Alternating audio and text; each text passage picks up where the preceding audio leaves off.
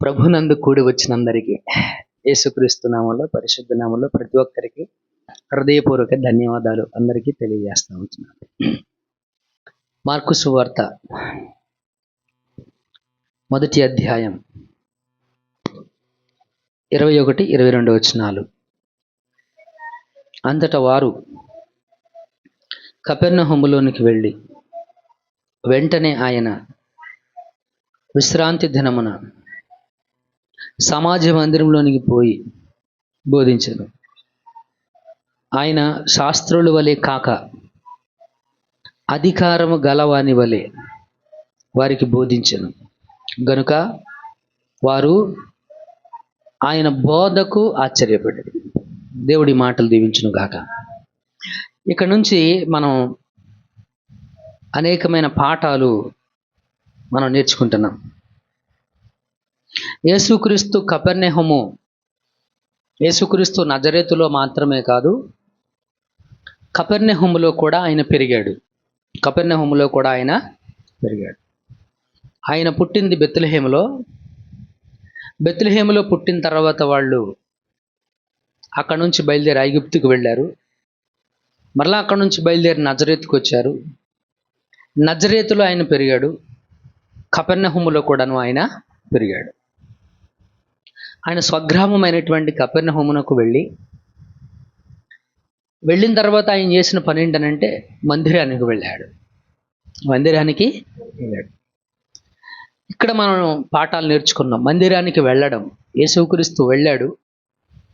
మందిరానికి ఏ దృక్పథం, ఏ దృష్టి, ఉద్దేశం ఏంటి మందిరానికి వెళ్ళడానికి, ఎటువంటి ఉద్దేశాన్ని కలిగి మందిరానికి వెళ్ళాలి అనేది మనం వాక్యం ద్వారా మనం చూసాం మిత్రులారా. తర్వాత మనం మందిరంలోనికి వెళ్ళి ఆయన ఏం చేశాడు? బోధించాడు. ఆయన ఏం చేశాడు? బోధించాడు. బోధ.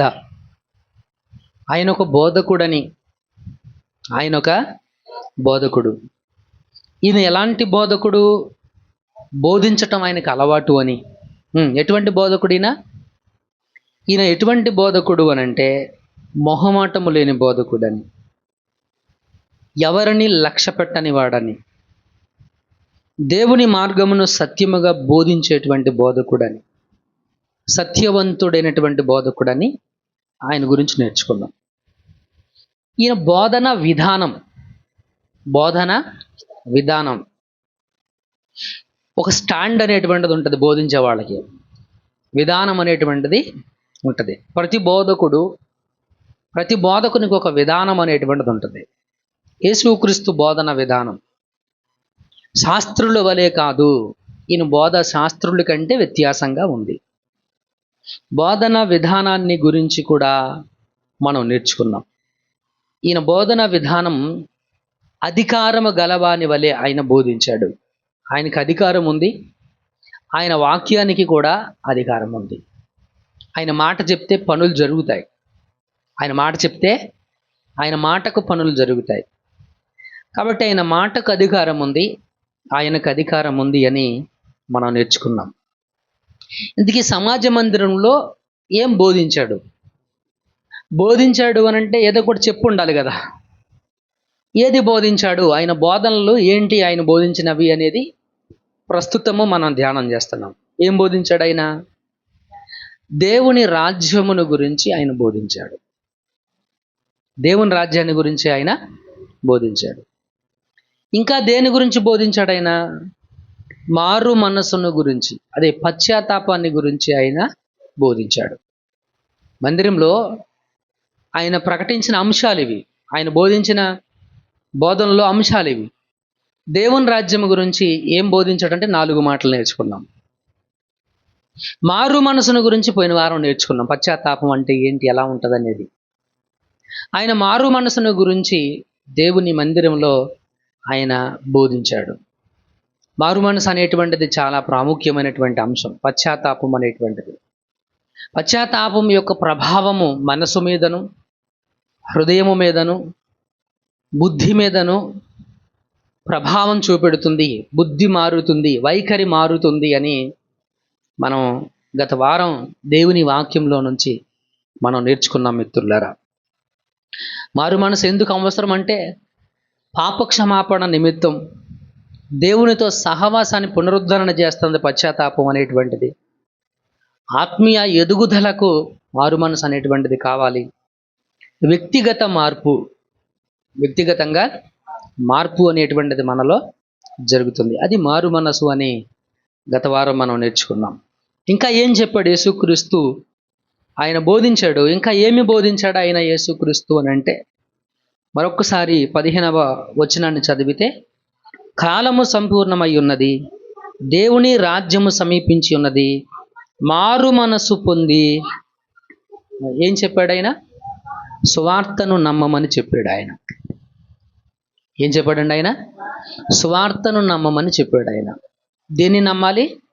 సువార్తను నమ్మమని ఆయన బోధించాడు. యేసుక్రీస్తు సువార్తను ప్రకటించాడు. దేన్ని ప్రకటించాడండి?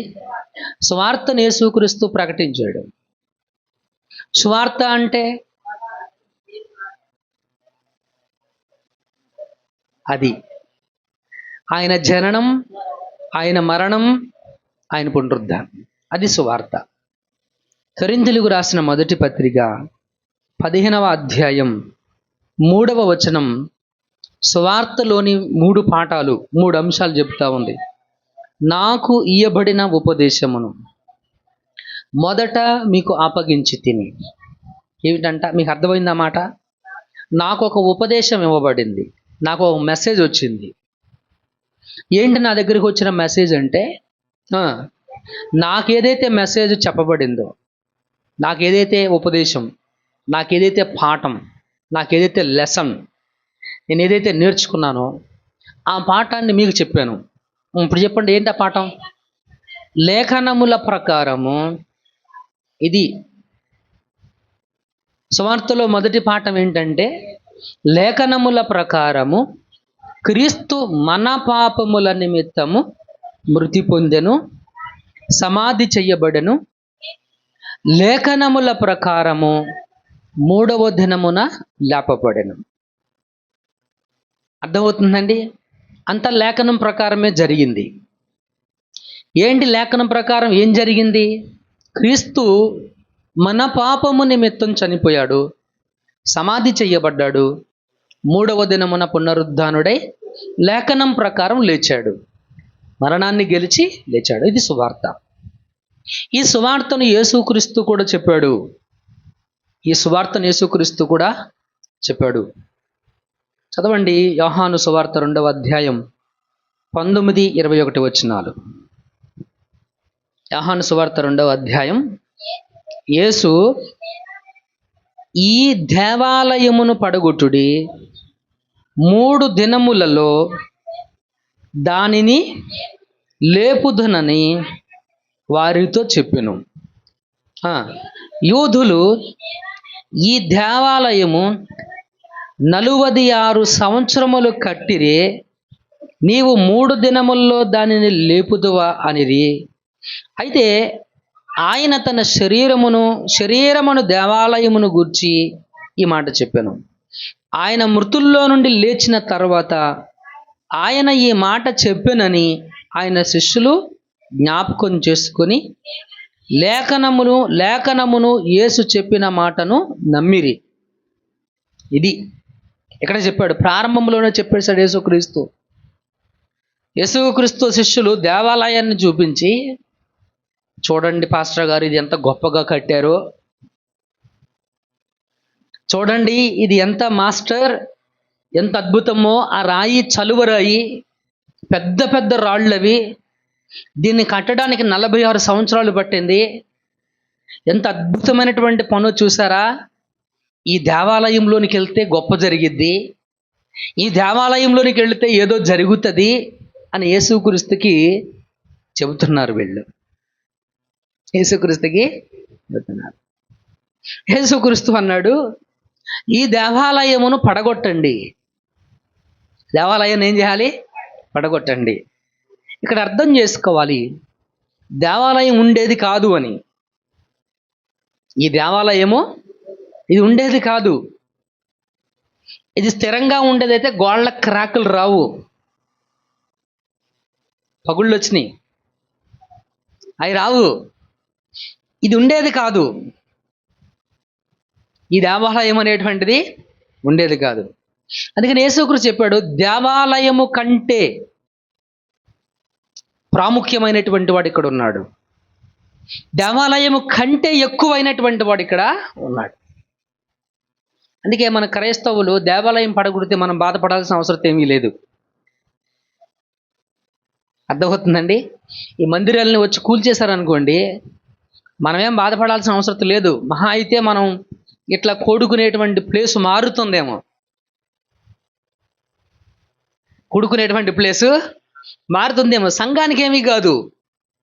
ఈ మందిరాన్ని పడగొట్టి మేము క్రైస్తవులకి ఏదో చేశాము అనే ఫీలింగ్లో చాలామంది ఉంటారు. ఉండనివ్వండి, వాళ్ళని ఆనందంలో అలా ఉండనిద్దాం. కాబట్టి ఇది మనకు అంత ప్రాముఖ్యమైనటువంటిది ఏమీ కాదు. ఇది మనకు ఎందుకు అని అంటే, ఇది మనందరం కూడుకోవడానికి, ప్రార్థన చేసుకోవడానికి, ఆరాధించడానికి, స్తుతించడానికి, దేవుని నామాన్ని ఘనపరచడానికి. నేను మీకు చెప్పాను, గత వారం కూడా చెప్పాను, ఉపవాస కుడికులు అనుకుంటా. కొంతమంది అంటూ ఉంటారు, మేము ఫలానా చోట దేవాలయానికి వెళ్ళాము, అక్కడికి వెళ్ళిన తర్వాత మాకు పిల్లలు పుట్టారు. అవునా కదా? ఇటువంటి మాటలు మనం విన్నామా లేదా? నువ్వు దేవాలయానికి వెళితే పిల్లలు పుట్టరు, నువ్వు దేవాలయానికి వెళితే స్వస్థత జరగదు. దేవాలయంలో ఏమీ లేదు, దేవాలయంలో ఏమీ లేదు. పిల్లలు పుట్టడానికి, స్వస్థతను పొందుకోవడానికి దేవాలయం కారణం కాదు, విశ్వాసం కారణం. కారణం ఏంటి? విశ్వాసం. అందుకనే పూజ, భక్తి మనుషుల మీద నుంచి, దేవాలయాల మీద నుంచి మనం తొలగించి దేవుని మీదకి మరల్చాలి. పూజ దేవాలయాల మీద నుంచి మళ్ళించాలి. దేవాలయంలో ఏమీ లేదు, మనుషుల్లో ఏమీ లేదు. ఒకవేళ మనుషుల్లో ఏదైనా ఉంటే, శృంగారం అనేటువంటి దేవాలయము దగ్గర పుట్టుకతోనే కుంటివాడైనటువంటి వాడిని స్వస్థపరిచినప్పుడు, ఇది మా భక్తి వల్లే వీళ్ళు స్వస్థత పొందుకున్నారని పేతురు, అపోస్తలులు, పేతురు, యోహానులు చెప్పి ఉండేవాళ్ళు. వాళ్ళ లోపల ఏమీ లేదు కాబట్టి వాళ్ళు ఏమన్నారు, ఇది మా వలన అయినట్టు మీరు ఎందుకు మా వైపు చూస్తున్నారు, ఇది మా భక్తి కాదు, మా శక్తి కాదు అన్నారు వాళ్ళు. మరి ఇదేంటి, ఎలా ఇది జరిగింది అంటే, యేసుక్రీస్తు నామమందలి విశ్వాస మూలముగా ఈ కార్యం జరిగింది అని వాళ్ళు సాక్ష్యం చెప్పారు. హల్లెలూయా. కాబట్టి మిత్రులరా, నువ్వు దేవుని దగ్గరకు వచ్చావు, దేవాలయానికి కాదు. వచ్చింది అక్కడికి, దేవుని దగ్గరికి, దేవుని సన్నిధికి. ఆయన సన్నిధి ఇక్కడ ఉంది, ఆయన సన్నిధి ఇక్కడ ఉంది. ఆయన అన్నాడు, ఎక్కడ 2-3 నా నామంలో కూడుకుంటారో అది. ఇప్పుడు దేవుడు మన మధ్యలో ఉన్నాడు కాబట్టి నువ్వు వచ్చింది ఆయన దగ్గరకు, ఆయన సహవాసానికి. కాబట్టి పూజను ఎవరికి పూజ చేయాలి? నువ్వు దేవునికి. అప్పుడు నువ్వేం చెప్పాలంటే, నేను యేసుక్రీస్తు దగ్గరకు వెళ్ళాను, దేవుడు నాకు మేలు చేశాడు. నేను యేసుక్రీస్తుని నమ్ముకున్నాను, దేవుడు నాకు కార్యం చేశాడు. కాబట్టి దేవుని కార్యాన్ని మనము మనుషులకు ఆపాదించకూడదు. ఫలానా పాస్టర్ గారి వల్ల నాకు స్వస్థత కలిగింది, తప్పు, చాలా తప్పు అది. ఫలానా పాస్టర్ గారి దగ్గరికి వెళితే, ఫలానా మందిరానికి వెళితే నాకు ఏదో జరిగిందని చెప్పడం తప్పు. అందుకే యేసుక్రీస్తు చెప్పాడు, ఈ దేవాలయాన్ని పడగొట్టండి అని. అర్థమవుతుంది, దేవాలయం ఏదో ఒక రోజు నిరుపయోగము అయిపోతుంది అని. దేవాలయం ఏదో ఒక రోజున ఏమైపోద్దండి, నిరుపయోగం అయిపోద్ది. అందుకే నేను అనుకుంటా, మనోళ్ళు ఎవరు మందిరం ఓడవటం లేదు. నిరుపయోగం అయిపోయేదాన్ని ఊడ్చేది ఎందుకు అనుకుంటున్నారా? ఏమి పాస్టర్ గారు నిరుపయోగం అయిపోద్ది అనుకుంటున్నారుగా. అందుకని ఓడ్చాల్సిన అవసరం లేదనా? అలా ఉండకండి. ఇది మనం వచ్చే ప్లేసే, మనమే కూర్చునేది. దీన్ని పరిశుభ్రంగా ఉంచుకోవాల్సినటువంటి బాధ్యత కూడా మన మీద ఉంది. హల్లెలూయా. కనుక అక్కడ దేవాలయాన్ని పడగొట్టండి. ఆయన ఏమంటాడు అంటే, దీన్ని పడగొడితే 3వ రోజునే దీన్ని నేను ఏం చేస్తాడన్నాడు ఆయన, కట్టుదును అని చెప్పాడు ఆయన. అదే కదా ఆయన చెప్పింది, 3 దినముల్లో దాన్ని లేపుదును అని వారితో చెప్పాడంట ఆయన. అప్పుడు ఆశ్చర్యం వేసింది యూదులకు, అక్కడ ఉన్న వాళ్ళకి. ఏమంటారు వాళ్ళు, ఈ దేవాలయమును 46 సంవత్సరాలు కట్టిరే. ఎన్ని సంవత్సరాలు కట్టారండి? 46 సంవత్సరాలు ఈ దేవాలయాన్ని కట్టారు. 46 సంవత్సరాలు కష్టపడితే కానీ మందిరం అవ్వలేదు. నువ్వేంటి 3 రోజుల్లోనే దాన్ని నిలబెడతానంటున్నావు? 3 రోజుల్లోనే దాన్ని నిలబెడతానంటున్నావు, లేపుదువా అని అనిరి. అయితే ఆయన తన శరీరమును దేవాలయమును గురించి ఈ మాట చెప్పాడు ఆయన. ఎవరి శరీరం? ఆయన శరీరం. ఆయన శరీరం. ఇప్పుడు దేవాలయం మందిరం కాదు, నీ దేహం. అర్థమవుతుందండి? దేవాలయం ఏంటి? మందిరం కాదు, నీ దేహం. కొరింథీ పత్రికలో అంటాడు, నీ దేహము దేవునికి ఆలయం. నీ దేహం అంటే దేవునికి ఆలయం. కాబట్టి దేవుడు ఉండే నివాసము మందిరం కాదు, ఈ మందిరం కాదు, నీ దేహం అనే మందిరం. నీ దేహం అనే అక్కడ ఆయన ఉండేది. ఆయన ఉండాల్సిన స్థలం అది. కానీ మనం దేవుణ్ణి ఈ 4 గోడలకు పరిమితం చేసేసాం. దేవుణ్ణి 4 గోడలకు పరిమితం చేసేసాం. దేవుణ్ణి గుళ్ళో పెట్టాం, మన హృదయాల్లో పాపాన్ని పెట్టాం. దేవుడు దాన్ని ఒప్పుకోవట్లా. పాపం బయట ఉండాలి, దేవుడు ఎక్కడ ఉండాలి? నీ హృదయంలో ఉండాలి. తన శరీరం అనే దేవాలయాన్ని గురించి చెప్పాడంట ఆయన. తన శరీరం అంటే తాను ఎలాంటి మరణాన్ని పొందబోతున్నాడో, ఎన్ని రోజుల్లో తను మరణించిన తర్వాత లెగుస్తాడో, పునరుద్ధరణే తిరిగి లేస్తాడో, అది యేసుక్రీస్తు శిష్యులకు చెప్పాడు. ఈ సందర్భం శిష్యులకు ఎప్పుడు అర్థమైంది? తర్వాత వచనం, ఆయన మృతుల్లో నుండి లేచిన తరువాత.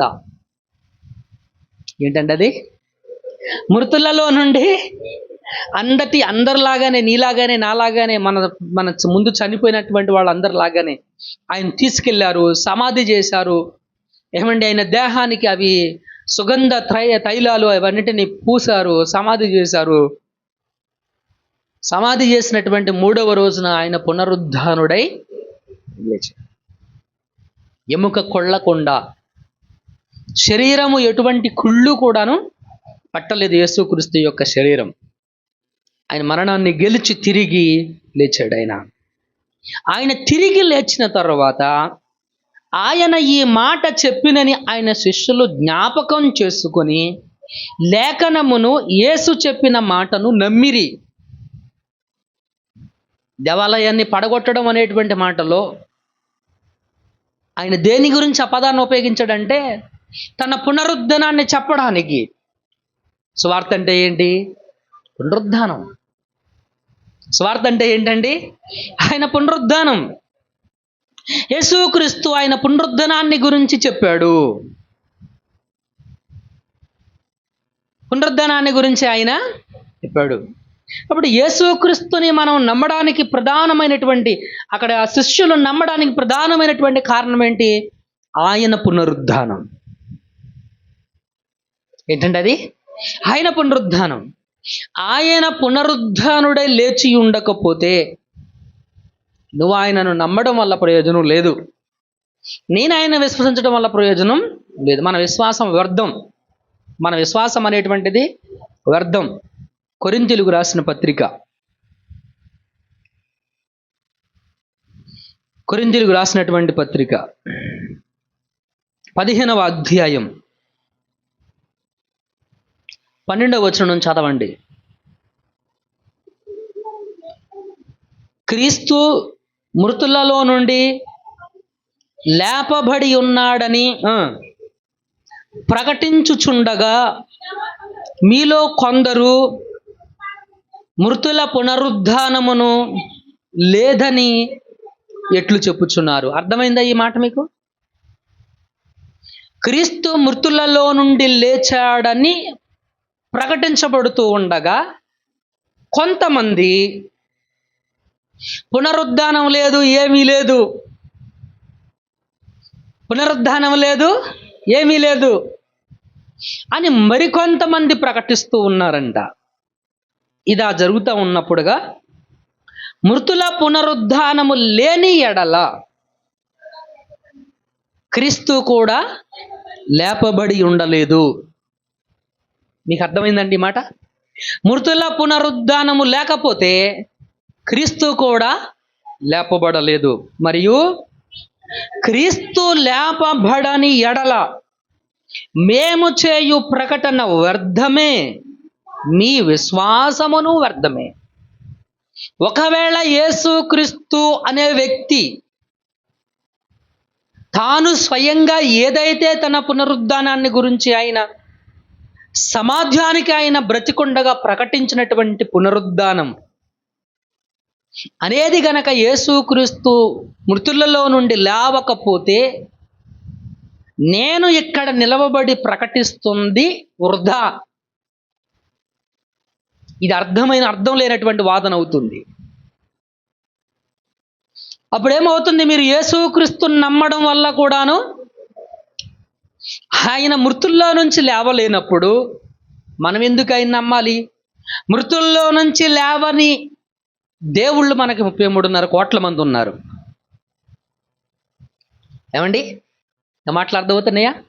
మృతులలో నుండి లేవలేని, మృతులలో నుండి లేవని మనందరి పాపము కొరకు, మనందరి పాపము నిమిత్తము, చెడ్డవారమైన మన కొరకు, పాపులమైన మన కొరకు, శత్రువులమై ఉన్నటువంటి మన కొరకు, మనం ఇంకా అపరాధులమై ఉండగానే పాపము తీసివేయుట కొరకు ఒక బలిగా తన శరీరమును అర్పించినటువంటి యేసుక్రీస్తు గనుక లేచి ఉండకపోతే మన విశ్వాసం వ్యర్థం. అలాగ మన కొరకు చనిపోయినటువంటి దేవుడు లేదా దేవుళ్ళు మన సమాజంలో లేరు. మన పురాణాల్లో మనం వినలేదు. మన పురాణాల్లో అటువంటి దైవిక లక్షణాలు మనకి ఎవరు చెప్పలేదు. చెప్పలేకపోవడానికి కారణం ఏంటంటే లేవు. అంతే కదా? ఉంటే చెప్పొచ్చు, లేకుంటే ఎక్కడ తెచ్చి పెడతాం? నేను నీ కోసం ఇది చేశాను, ఇది చేస్తాను అని చెప్పగలిగినటువంటి దేవుడు ఎవరున్నారు? యేసుక్రీస్తు ఆయన చెప్పాడు, నీ గురించి నేను ఇది చేస్తాను అని చెప్పాడు. ఆయన నీ గురించి నేను ఇది చేస్తానని చెప్పాడు. చదవండి మత్తయి సువార్త 20:28 వచనాలు. 20వ అధ్యాయం 28వ వచనం.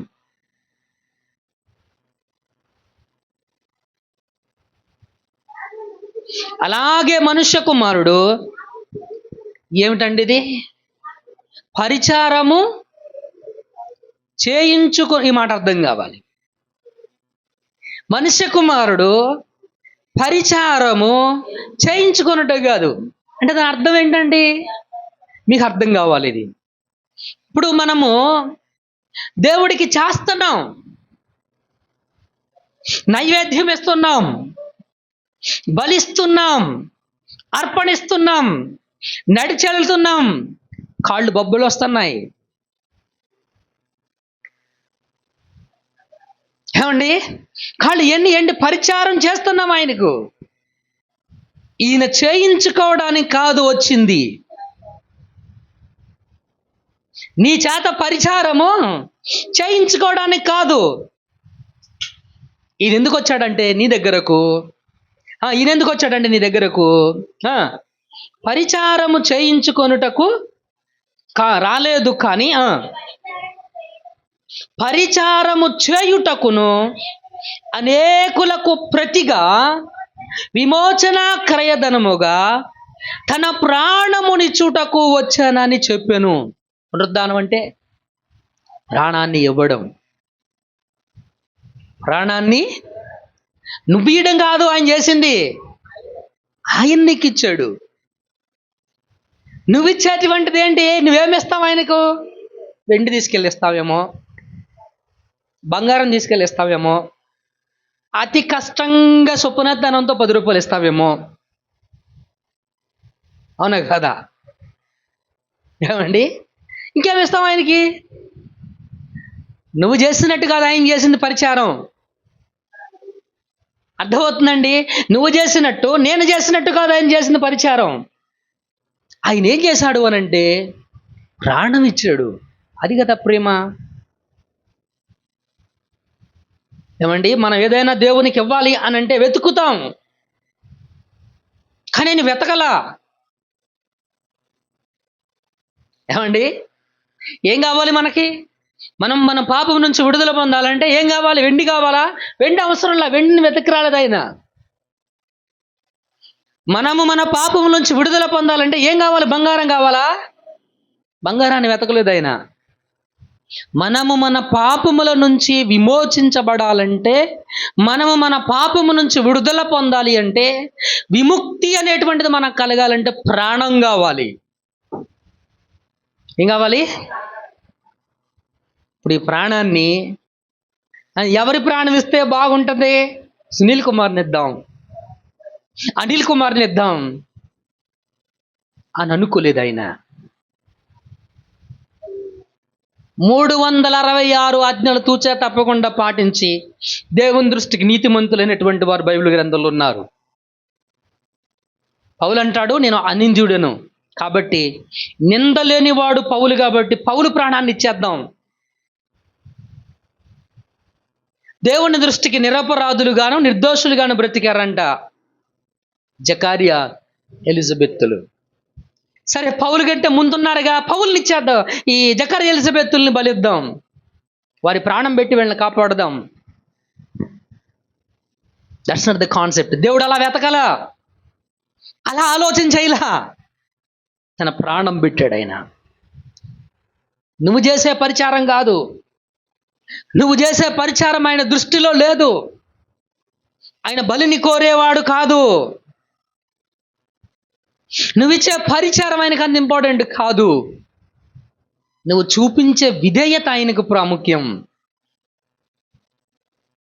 నువ్వు లోబడటం, ఆయన మాటకు విధేయత చూపించడం ఆయనకు ముఖ్యం. అది దేవుడు నీ దగ్గర నుంచి ఆశించేది. అది దేవుడి దగ్గర నుంచి నువ్వివ్వడం ఏంటి?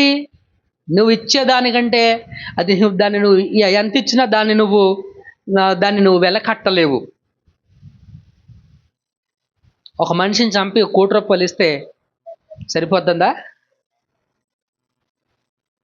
అవండి, ఒక మనిషిని చంపేసి 1 కోటి రూపాయలు ఇచ్చేసి నువ్వు హ్యాపీగా ఉండిపోతే పోయి 1 కోటి రూపాయలు వచ్చి నువ్వు హ్యాపీగా ఉండండి సరిపోద్దా?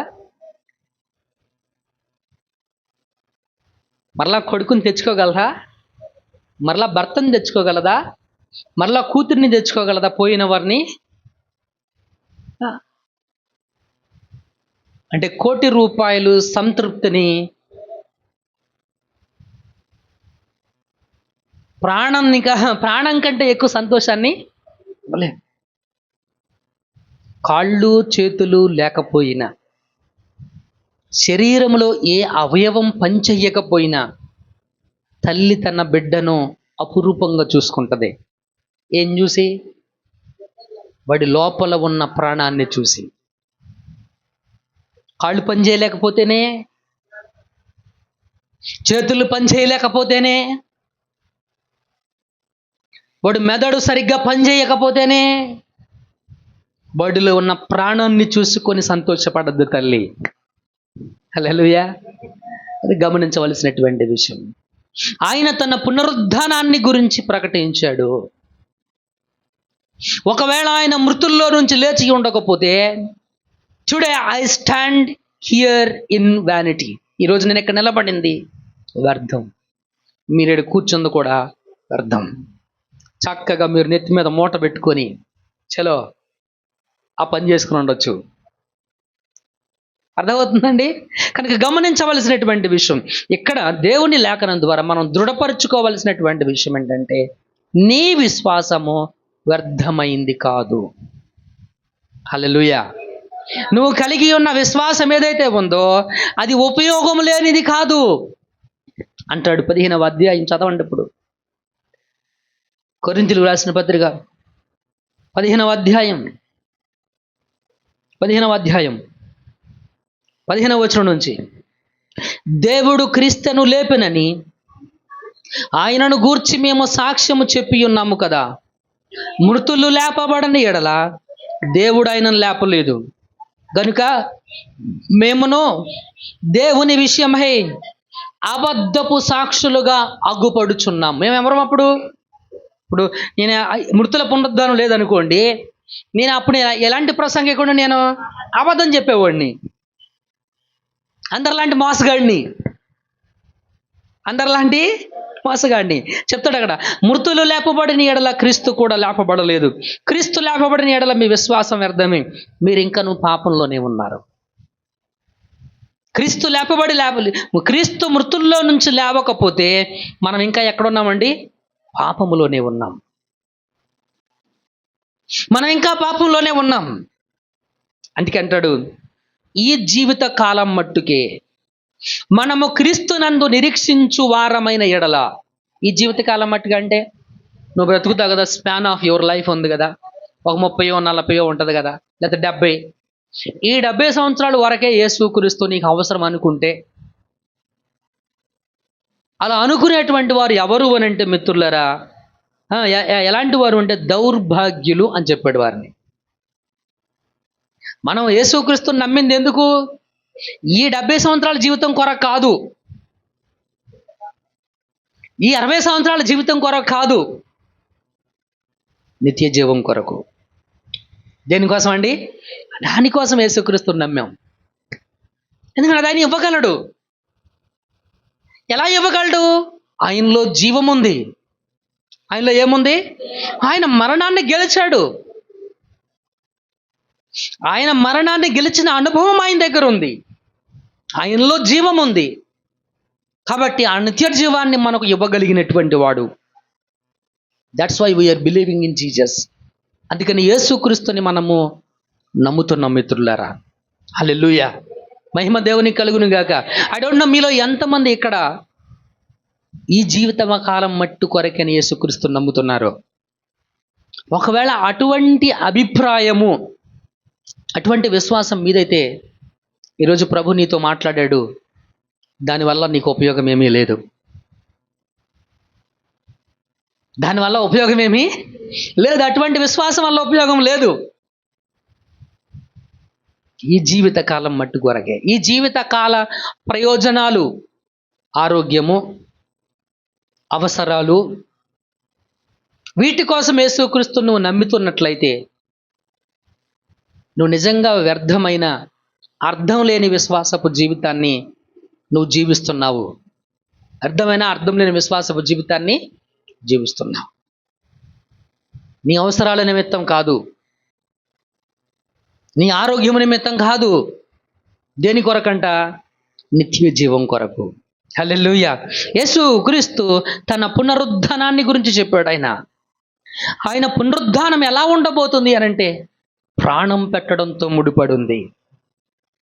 ఆయన ప్రాణాన్ని వదిలితేనే మరలా ప్రాణాన్ని తిరిగి పొందుకోగలుగుతాడు. ఆయన ప్రాణం పెట్టడానికి ఆయనకు అధికారం ఉందన్నాడు, దాన్ని తిరిగి తీసుకోవడానికి కూడా ఆయనకు అధికారం ఉంది అని చెప్పాడు ఆయన. హల్లెలూయా. చదవండి ఒకసారి ఆ మాట కూడా చూద్దాం. యోహాను సువార్తలోనే ఉంటుంది ఆ మాట. యోహాను సువార్తలోనే ఆ మాట మనకు కనబడుతుంది మిత్రులారా.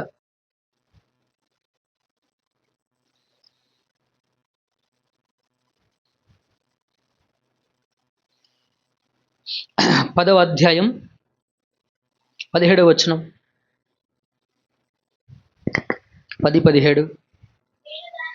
నేను దాన్ని మరలా తీసుకున్నట్లు నా ప్రాణం పెట్టుచున్నాను, ఇందువలననే నా తండ్రి నన్ను ప్రేమించుచున్నాడు. ఎందువల్ల? తండ్రి ప్రేమించడానికి కారణం ఏంటి? ప్రాణం పెట్టడం. ప్రాణం పెట్టగలిగినంత ప్రేమ కలిగి ఉండడం. ప్రాణం పెట్టగలిగినటువంటి ప్రేమ కలిగి ఉండడం. ప్రాణం పెట్టుచున్నాను, ఇందువల్ల దేవుడు నన్ను ప్రేమిస్తున్నాడు. ఎవడనూ తన ప్రాణము తీసుకొనడు. తనంతట తన ప్రాణాన్ని తీసుకుంటే ఏమంటాం దాన్ని మనం? బలవంతంగా చనిపోయాడు. ఇంకో మాట, ఆత్మహత్య. యేసుక్రీస్తుది ఆత్మహత్య కాదు, బలవంతపు మరణం కాదు. బలవంతపు మరణం కాదు.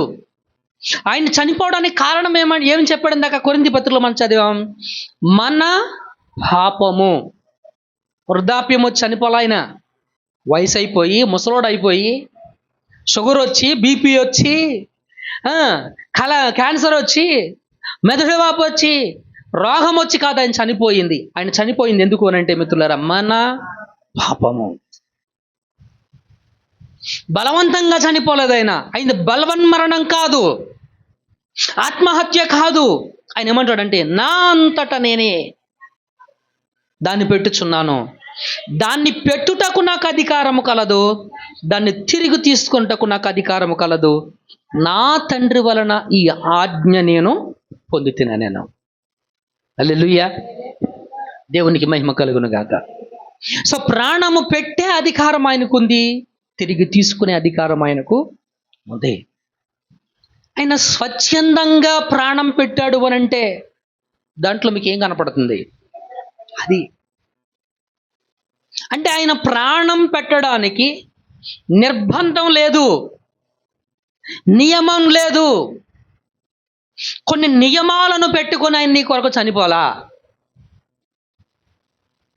ఆయన చనిపోవడానికి ఒక నిర్బంధంతో చనిపోలా.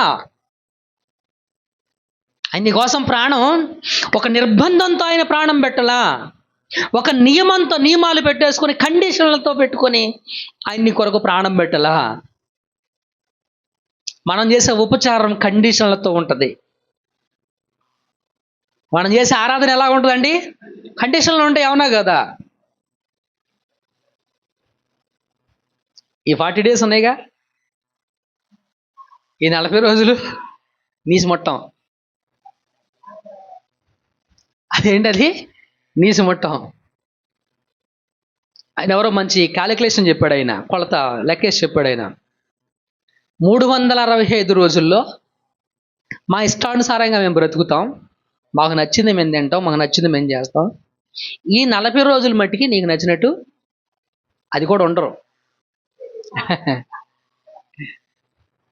మళ్ళీ ఒక ప్రశ్న లేవనెత్తాడు ఆయన. యేసుక్రీస్తు ఈ 40 రోజులే శ్రమ దినాలు ఆయనకు ఉన్నాయా? ఇక మిగతా రోజులు ఆయనకి శ్రమ లేదా? పోనీ నీకు ఈ 40 రోజులే శ్రమలు ఉంటాయా? ఇక మిగతా రోజులు ఉండవా? కాబట్టి ఇదేంటి? ఇది ఒక మనుషులు కల్పించినటువంటి ఇదొక ఆచారం. ఇదేదో పెద్ద దైవ ఉపదేశంగా దీనికి ఒక నిష్ఠ నియమాలను ఏర్పాటు చేసుకొని మేమేదో దైవ పూజ చేస్తున్నాము, దేవుని ఆరాధిస్తున్నాము, దేవుని భక్తి చేస్తున్నాము అని అనుకుంటున్నటువంటి వారు ఎంతమంది అవివేకపు క్రైస్తవ్య జీవితాన్ని జీవిస్తున్నటువంటి వారు లేరు? ఎంత అవిశ్వాసం అండి అది. Really what God expecting from us. నిజానికి దేవుడు మన దగ్గర నుంచి ఆశించేదేంటి, కోరుకునేదేంటి? విధేయత. విధేయతకు మించిన అర్పణ లేదు. విధేయతకు మించిన అర్పణ లేదు. దానికి మించింది ఇంకా ఏమైనా ఇవ్వగలుగుతామంటే ఏమి ఇవ్వలేవు. దానికి మించింది నువ్వు బంగారం అనుకుంటావేమో,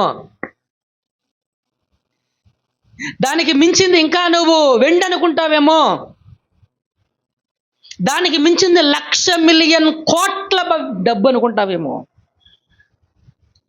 అవి ఏవి కూడా పనికిరావు. విధేయతకు మించిన అర్పణ లేదు, విధేయతకు మించిన ఆరాధన లేదు, విధేయతకు మించిన లోబడేటువంటి గుణం ఇంకొకటి లేదు. దేవుణ్ణి సొంతం చేసుకోవాలంటే, దేవుని రాజ్యాన్ని సొంతం చేసుకోవాలంటే విధేయత. హల్లెలూయా, మహిమ దేవునికి కలుగునుగాక. కాబట్టి ఆయనకు ప్రాణము పెట్టడానికి అధికారం ఉంది, దాన్ని తిరిగి తీసుకోవడానికి అధికారం ఉంది. ఆయనది బలవన్మరణం కాదు, ఆయనది బలవన్మరణం కాదు. ఆయన ప్రేమ, ఆయన ప్రేమతో నీ కొరకు మరణించాడు ఆయన. ఎందుకనంటే ఆయన మరణించకపోతే ఆయనకు పునరుద్ధానం అనేటువంటిది మనం చచ్చిపోకుండా పునరుద్ధానం ఎలా వస్తుంది? కాబట్టి ఆయన మరణించడము పునరుద్ధానం. ఆయన మరణం గురించి చెప్పినాడు ఆయన, ఆయన పునరుద్ధానం గురించి చెప్పాడు ఆయన. అర్థమవుతుందండి? ఆయన నీకేమిచ్చాడనేది చెప్పాడు ఆయన. నువ్వు చేసిన ఉపచారం కాదు, నీకేం ఉపచారం చేశాడు ఆయన. ఉపచారం చేయించుకోవడానికి కాదు ఆయన వచ్చింది, ఉపచారము నీకు చెయ్యడానికి. ఆయన చేసిన ఉపచారము అంటే పని ఏంటి అంటే మిత్రులరా, ప్రాణము పెట్టడం. ఇది నువ్వు చేయగలవా? నీ భర్త కొరకు కిడ్నీ ఇవ్వగలవా? నీ భర్త కొరకు, నీ భార్య కొరకు కన్ను ఇవ్వగలవా? అయ్యా నాకు కంటి చూపు కనపడతల్లా, 2 కళ్ళు బ్లైండ్గా ఉన్నాయి, ఏం చేద్దామమ్మా అట్టున్నాయి? అయ్యో మా అమ్మకు కన్ను కనపడతలేదు, కన్నిద్దామని అనుకుంటామా?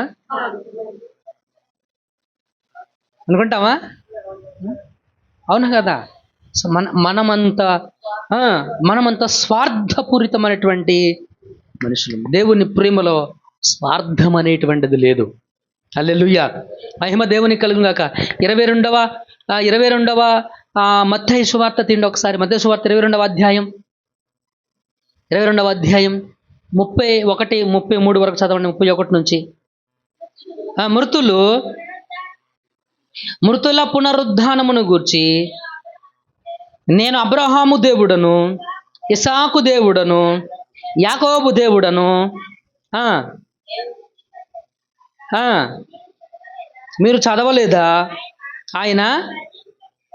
ఆయన సజీవులకే దేవుడు కానీ మృతులకు దేవుడు కాడని వారితో చెప్పాను. జనులది విని ఆయన బోధకు ఆశ్చర్యపడేది. ఏం చెప్పాడు ఆయన ఏం చెప్పాడంటే మృతుల పునరుద్ధానమును గూర్చి, అంటే చనిపోయిన వారు తిరిగి బ్రతుకుతారు. నువ్వు చనిపోయిన తర్వాత తిరిగి బ్రతుకుతావు. నువ్వు చనిపోయిన తర్వాత మళ్ళీ ఇంకో జన్మెత్తావు. కాబట్టి ఇంకో జన్మలో నువ్వు కుక్కగానో పిల్లిగానో పుట్టవు. అప్పుడప్పుడు కొంతమంది అంటారు, మరో జన్మంటూ ఉంటే నేను కలుస్తా.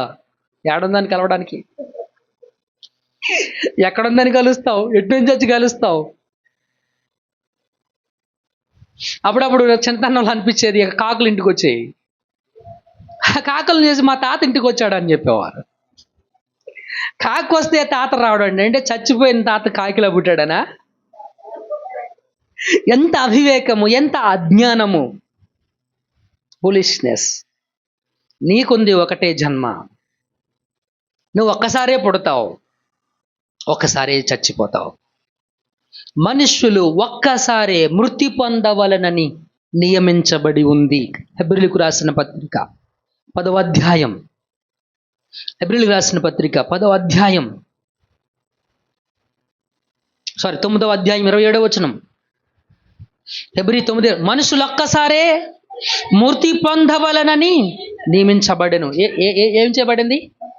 మనుషులు ఒక్కసారే మృతి పొందాలని. ఏమైంది? నియమం అంటే చెయ్యాల్సింది, జరగాల్సిందే అది. ఆ తర్వాత ఏం జరుగుతుంది? మరణించిన తర్వాత ఏం జరుగుతుంది? ద స్పాట్లో నువ్వు చచ్చిపోతే నీకు జరిగే తీర్పే, నీకు జరిగేది తీర్పే. దేవుని న్యాయపీఠం ముందు నువ్వు వెళ్ళి నిలబడతావు. స్పాట్లో ఇప్పుడు నువ్వు చచ్చిపోయావు అనుకోండి, దేవుని న్యాయపీఠం ముందు వెళ్ళి నిలబడతావు. న్యాయపీఠం ముందు నిలబడి నువ్వు లెక్కప్ చెప్పాలి. అక్కడ నీ విశ్వాసాన్ని ప్రామాణికంగా యేసుక్రీస్తు తీసుకుంటాడు. నీ విశ్వాసాన్ని ప్రామాణికంగా తీసుకుంటాడు. ఇక అక్కడ నువ్వు రీజన్ చెప్పడానికి అక్కడ నీకు అక్కడ అవకాశం ఉండదు. రీజన్ నువ్వు సంజాయిషి చెప్పుకునే అవకాశం అక్కడ ఉండదు. సంజాయిషి చెప్పుకునే ప్రయత్నం చేసాడు ఒక ఆయన. ఉపయోగం ఉందా? అసలు మా నూరు మూసికాయ పెద్ద అగాధం ఉంది అన్నాడు యేసుక్రీస్తు. ఏముందన్నాడు? పెద్ద అగాధం ఉంది, ఇక్కడ వారు అక్కడికి, ఎక్కడ వారు ఇక్కడికి. పోనీ మా అన్నదమ్ములనే కాపాడండి, అక్కడ ప్రవక్తలు ఉన్నారయ్యా. వాళ్ళు కాదు, మృతుల్లో నుంచి మళ్ళీ ఒకళ్ళు లేక పంపించండి, ఆ సంగతులు ఏం జరగవు, కానీ ముందు అక్కడ ఉన్నారు కదా వాళ్ళ మాట వింటే చాలు అన్నాడు. హల్లెలూయా. కనుక ప్రియమైనటువంటి దేవుని సంగమా, గమనించండి, మృతుల పునరుద్ధానాన్ని గురించి ఆయన మాట్లాడుతూ ఆయన ఏమన్నాడు అని అంటే, ఆయన సజీవులకు దేవుడు. ఎవరు సజీవులుగా ఉన్నారు వాళ్ళ పేర్లు కూడా చెప్పాడండి. అబ్రహాము దేవుడను, ఇస్సాకు దేవుడను, యాకోబు దేవుడను. ఎక్కడున్నారు వాళ్ళు? మన ఊర్లో ఏడున్నారండి వాళ్ళు? అబ్రహాం మన ఊర్లో ఉన్నాడా? ఇస్సాకు మన ఊర్లో ఉన్నాడా? వాళ్ళు ఎప్పుడో భూమిని విడిచిపెట్టేశారు.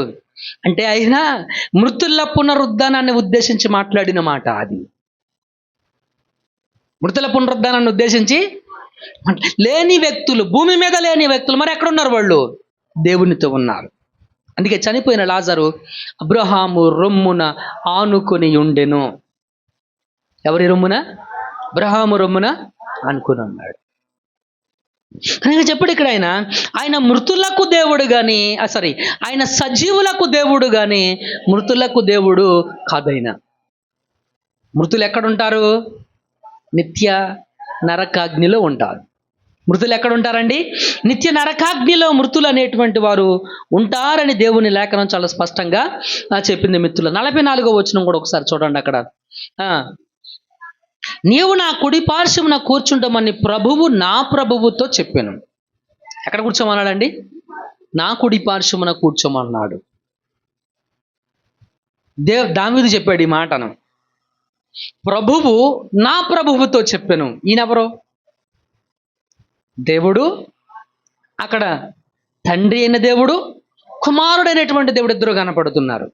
ఇప్పుడు దావీదు అంటున్నాడు ఈ మాట, ప్రభువు నా ప్రభువుతో చెప్పాను అనేటువంటి మాట. హల్లెలూయా. త్రిత్వంలో, త్రియేక తత్వంలో ఉన్నటువంటి రెండవ వ్యక్తి అయినటువంటి క్రీస్తును గూర్చినటువంటి సంబోధన దావీదు చేశాడు. మిత్రుల పునరుద్ధానాన్ని గూర్చినటువంటి సంబోధన దావీదు చేశాడు. మిత్రులారా, చివరికి ఇంకో మాట చూద్దాం. 25వ అధ్యాయము మత్తయి సువార్త 1వ వచనం. పరలోక రాజ్యం 19వ వచనం చదవండి. 19-21 19 నుంచి 21 అదే అధ్యాయం. 25వ అధ్యాయం 19 నుంచి క్షమించక్క 31వ వచనం. క్షమించ. తన మహిమతో మనుష్య కుమారుడును ఆయనతో కూడా సమస్త దూతలు వచ్చినప్పుడు తన మహిమ గల సింహాసనం మీద ఆసీనుడై ఉండెను. హల్లెలూయా. ఇక్కడ యేసుక్రీస్తు పునరుద్ధానాన్ని గురించి చెప్పాడు, ఆయన మరణం గురించి చెప్పాడు, ఆయన రెండవ రాకడను గురించి కూడా చెప్పాడు. ఆయన దేని గురించి చెప్పాడండి? ఆయన రెండవ రాకడ. రెండవ రాకడ అంటే ఆయన మొదటిసారి భూమి మీద శరీరధారి అయి వచ్చాడు. రెండవసారి ఆయన మరలా భూమి మీదకి రాబోతున్నాడు. ఆయన ఎలా వస్తాడు అని అంటే మిత్రులరా, రాజ్యాధికారంతో వస్తాడు. మనకు తెలిసే మొన్నటి ఇక్కడ చాట్ ఉంది మనకి. ఆయన రెండవ రాకడ ఒకటి మధ్యాకాశంలోకి వస్తాడు. 2 విధాలుగా ఉంటుంది. మధ్యాకాశంలోనికి వచ్చినప్పుడు సంఘము ఎత్తబడుతుంది. 7 సంవత్సరాలు విందు జరుగుతుంది. ఆ విందులో మనకి బీమా సీట్ జడ్జిమెంట్. విందు జరిగేటప్పుడు విశ్వాసులందరికీ తీర్పు జరుగుతుంది. ఈ 7 సంవత్సరాల కాలంలో కింద భూమి మీద శ్రమల కాలం అనేటువంటిది జరుగుతుంది. ఈ శ్రమల సంపూర్ణమైన తర్వాత 7 సంవత్సరాలు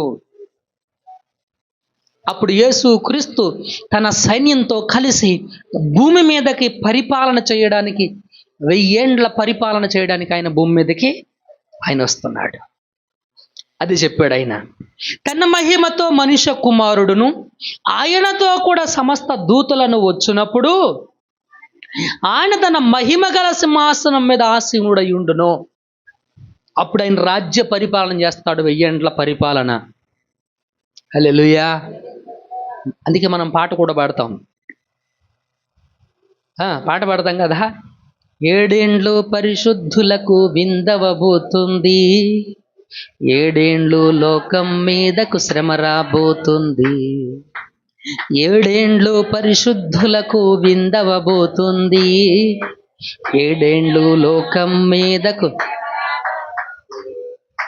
ఈ సువార్త మోయబడే వాక్యమే కరువగును, ఈ సువార్త మోయబడే వాక్యమే కరువగును.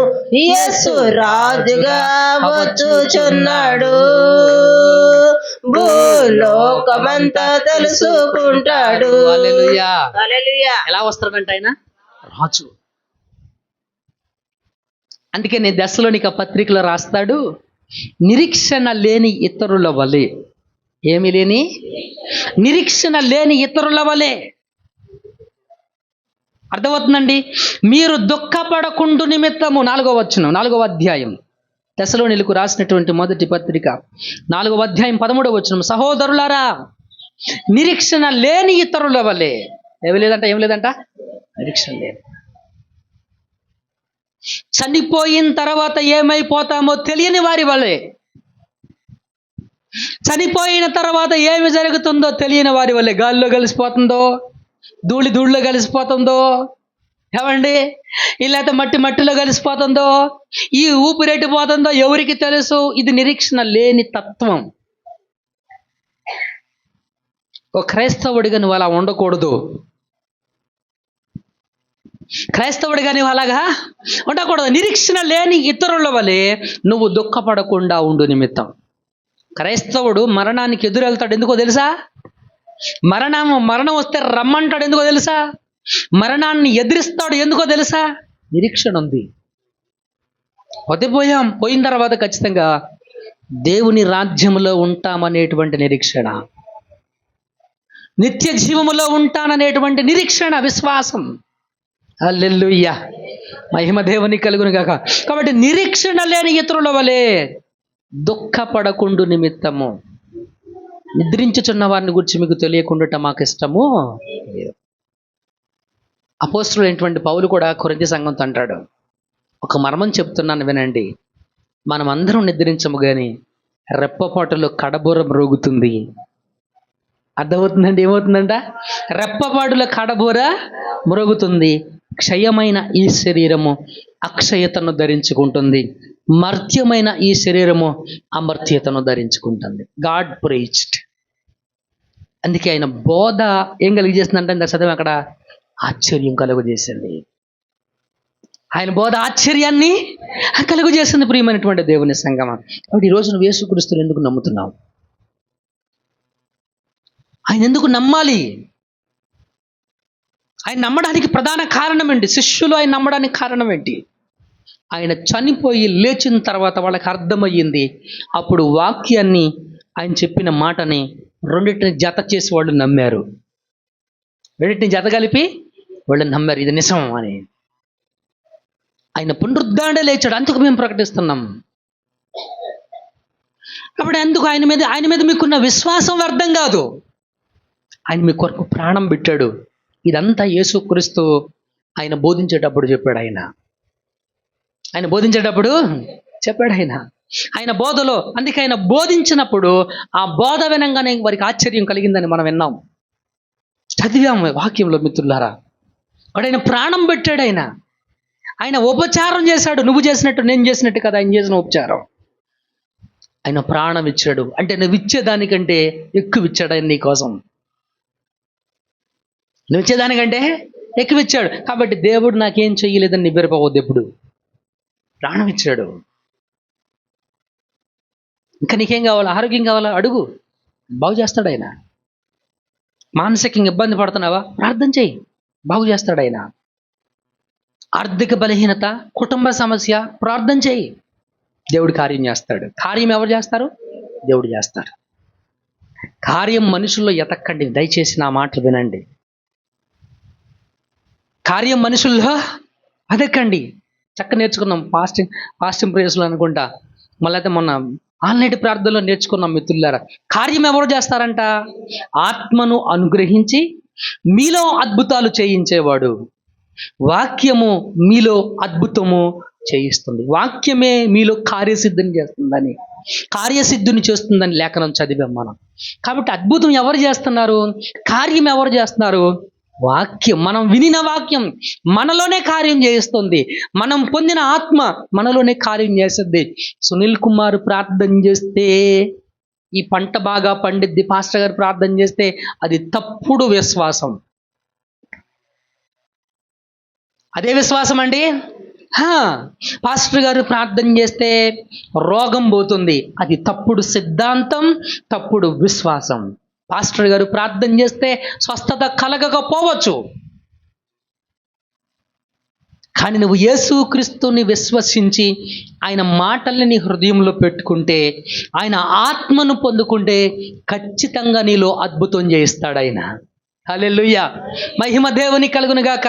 కాబట్టి విశ్వాసం దేవుని మీదకి రానివ్వండి, మనుషుల మీద నుంచి తీసేయండి. మనుషుల మీద నుంచి విశ్వాసాన్ని తీసేయండి, దేవుని మీదకి విశ్వాసాన్ని రప్పించండి. విశ్వాసం దేవుని మీద కలిగి ఉంచండి. సంఘం ప్రార్థన చేసిన, నేను ప్రార్థన చేసిన, నువ్వు ప్రార్థన చేసిన కార్యం ఆయన చేస్తాడు. కార్యము ఆయన చేస్తాడు. కార్యం చేసేదే ఆయన. కానీ మీరు ప్రార్థన చేసేటప్పుడు మీ విశ్వాసంతో సమస్య ఉంది. ఏంటి ఆ సమస్య అంటే, సంఘం ప్రార్థన చేస్తే ఇదంతా పోద్ది. సంఘం ప్రార్థన చేస్తే కాదు, నువ్వు నమ్మితే. ఏంటది? నువ్వు నమ్మితే. అఫ్కోర్స్ సంఘం కలిసి ప్రార్థన చేస్తారు, ప్రార్థనతో సమస్య కాదు, నీ లోపల ఉన్న విశ్వాసంతో సమస్య, నీ లోపల ఉన్న నమ్మకంతో సమస్య. అర్థమవుతుందండి? సంఘాన్ని ప్రార్థన సహాయం కోరడం తప్ప నేను అంటల్లా. సంఘం అందరూ ప్రార్థన చేస్తారు అఫ్కోర్స్, కానీ నీ లోపలే నమ్మకం ఉంది. నీ హృదయంలో ఉన్న నమ్మకం ఏంటి? నీ మనసులో దాగిన నమ్మకం ఏంటి? వీళ్ళు ప్రార్థన చేస్తే కార్యం జరిగిద్దనా, దేవుడు కార్యం చేస్తాడనా? కాబట్టి నీలో కార్యం చేయించేది ఆయన వాక్యాన్ని విను, ఆయన మాటలు నీ లోపల పెట్టుకో. వాక్యం నీలో కార్యసిద్ధిని చేస్తుంది. ఆయనను నమ్ము, ఆయనను అంగీకరించు, ఆయన ఆత్మను పొందుకో. పరిశుద్ధాత్ముడు నీలో అద్భుతాలు చేయిస్తాడని దేవుని లేఖనం. అప్పుడు నువ్వు ఎవరి దగ్గరికి వెళ్ళాలి? ఏమండి, ఎవరి దగ్గరికి వెళ్ళి అడగాలి? నువ్వు అప్పుడు నువ్వు ఎవరిని అడగాల్సిన పని లేదు. నువ్వు దేవుణ్ణి అడిగితే చాలు, నువ్వు దేవునితో డైరెక్ట్గా అడిగితే చాలు ఆయనను. కనుక ప్రియమైనటువంటి దేవుని సంగమా, యేసుక్రీస్తు తను ప్రసంగం చేశాడు, బోధించాడు. దేని గురించి బోధించాడు అంటే, ఆయన దేవుని రాజ్యం గురించి బోధించాడు, మారు మనసును గురించి బోధించాడు, స్వార్థను ఆయన బోధించాడు. స్వార్థలో పునరుద్ధానం, ఆయన పునరుద్ధానాన్ని గురించి బోధించాడు, ఆయన మరణం గురించి బోధించాడు, ఆయన రాకడను గురించి ఆయన బోధించాడు. కాబట్టి ఇక్కడున్న మనందరికీ మృతుల పునరుద్ధానం ఉంది.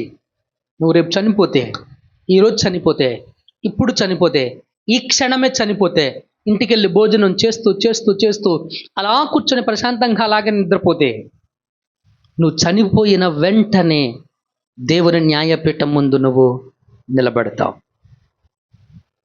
దేవుని న్యాయపీఠం ముందు నువ్వు నిలబడతావు. అక్కడ నీ జీవితం నిర్ధారణ చేయబడుతుంది. నీ జీవితాన్ని విశ్వాసంతో దేవుడు న్యాయమైనటువంటి తీర్పును తీరుస్తాడు. నీ విశ్వాసాన్ని ప్రామాణికంగా తీసుకుంటున్నాడు దేవుడు. కాబట్టి యేసుక్రీస్తును నువ్వు ఎందుకు నమ్మావు అనేది ఈరోజు నువ్వు ఒక కన్ఫర్మేషన్కి రావాలి. విశ్వాసాన్ని నిర్ధారణ చేయ, విశ్వాస విషయంలో నిర్ధారణ ఉండాలని చెప్పాడు. ఏముండాలంట? నిర్ధారణ, కన్ఫర్మేషన్ ఉండాలి. హెబ్రీ పత్రికలో చెప్తాడు ఆ మాట. హెబ్రీయులకు రాసినటువంటి పత్రికలో విశ్వాస విషయములో నిర్ధారణ ఉండాలి అని. నీకుందా నిర్ధారణ? నీకుందా నిర్ధారణ? ఒకవేళ లేకపోతే నీ విశ్వాసాన్ని ఈరోజు నిర్ధారణ చేయి. విశ్వాసాన్ని ఈరోజు నిర్ధారణ చేయి. నువ్వు దేనికి భయపడాల్సిన అవసరం పడలా. నువ్వు ఎవరికి లోబడాల్సినటువంటి అవసరం లేదు. దేవునికి లోబడు, దేవుని వాక్యానికి లోబడు. కాబట్టి మనకు మృతుల పునరుద్ధానం ఉంది. ఆయన లేచాడు, పునరుద్ధరణ తిరిగి లేచాడు ఆయన. కాబట్టి మన విశ్వాసం అనేటువంటిది వ్యర్థమైంది కాదు. ఈరోజు ఈ ప్రసంగం ద్వారా మన విశ్వాసాన్ని మనం నిర్ధారణ చేసుకోవాలి.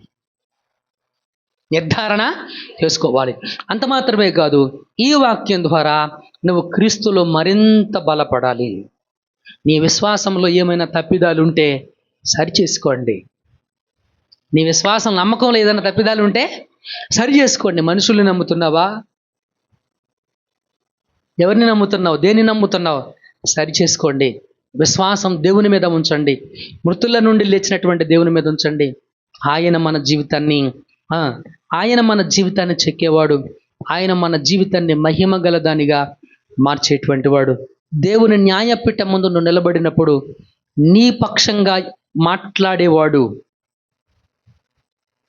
పక్షంగా మాట్లాడేటువంటి వాడు ఆ యేసుక్రీస్తు గనుక ఆయన మీద నమ్మకం కలిగి ఉండండి. మీ రక్షణ జీవితంలో మీరు ఎదగండి. అట్టి కృప దేవుడు మనందరికీ తోడుచి నడిపించును గాక. ఆమేన్. హల్లెలూయా, హల్లెలూయా. అర్థమైందా? ఒక ముఖం కూడా అర్థం కాలేదా? అర్థమైందా? రైట్. మోకరించండి, ప్రార్థన చేద్దాం. దేవుడు తన పరిశుద్ధ వాక్యాన్ని మనందరి వినికిడిలో